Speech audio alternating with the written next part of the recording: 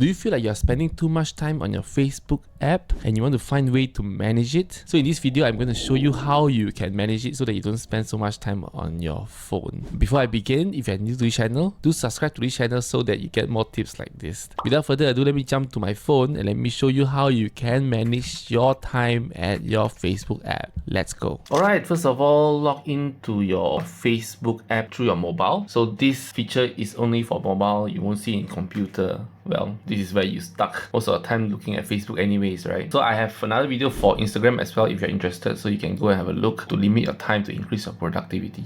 So anyway, back to the Facebook app here. Go to the top right, click on the your picture. Now this is similar with what you see on iPhone as well. Is quite similar. I'm using an Android phone. If you need more information, I have it in the description box, so just have a look into it. Now this is if you want to follow step by step in the Android. Scroll all the way down, you can see settings and privacy, click on it. You can immediately see at the third line, which is your time on Facebook, click on it. And there, you can see multiple information, get more sleep, schedule quiet mode, see your time, try quiet mode, schedule quiet mode, wow, so many quiet mode, and set daily time reminder. Okay, so when you see your time, you can see how long you spend on Facebook, so this is how long I spend. You can send on the weekly update if you want to, your activity log if you want to see it.